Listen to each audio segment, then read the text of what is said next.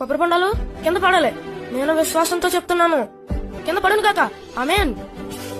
ఆకులు కాదు, కొబ్బరి బొండాలు కింద పడాలి. నేను చెప్తున్నాను, విశ్వాసంతో చెప్తున్నాను, కింద పడాలి. పడును కాక కొబ్బరి బొండాలు. పౌల్ గారు, పౌల్ గారు, తాతయ్య గారు లేరు అంకుల్, ఊరెళ్ళారు. తాతయ్య గారు లేరమ్మా? లేరు అంకుల్. నువ్వేంటి కూర్చుని మా అమ్మకి ఒంట్లో బాగాలేదని కొబ్బరి బొండ నీళ్ళు తాగితే నీరసం తగ్గుద్దని కొబ్బరి బొండాలు అట్టుకెళ్ళడానికి వచ్చాను అంకుల్. చెట్టు ఎక్దామని ప్రయత్నించాను, నా వల్ల కాలేదు. ఏం చేయాలని ఆలోచిస్తుంటే సండే స్కూల్లో టీచర్ చెప్పిన వాక్యం గుర్తుకొచ్చి, విశ్వాసంతో మీరు సందేహించకుండా పలికితే కొండలు సముద్రంలో పడొద్దని చెప్పారు. కొండలు సముద్రంలో పడినప్పుడు కొబ్బరి బొండాలు కింద పడవా అని ఎంతసేపు విశ్వాసంతో ప్రార్థన చేసిన కొబ్బరి బొండాలు కింద పట్టలేదు అంకుల్. అవునా? నువ్వు చెప్పినట్టే జరిగింది చూడు. అవునా అంకుల్? ఎలా అంకుల్? కూసంత పట్టుకొచ్చాను. సరే అంకుల్. ఇంకా కావాలి కొబ్బరి బొండాలు. అంకుల్ మీరు వచ్చినందుకు చాలా థ్యాంక్స్ అంకుల్. నేను రావడం కదమ్మా, నీ విశ్వాసమైనా తీసుకొచ్చింది. అంకుల్ నేను ఎంతసేపు ప్రార్థన చేసినా దేవుడు నా ప్రార్థన వినలేదు, కొబ్బరి బొండాలు కింద పడలేదు.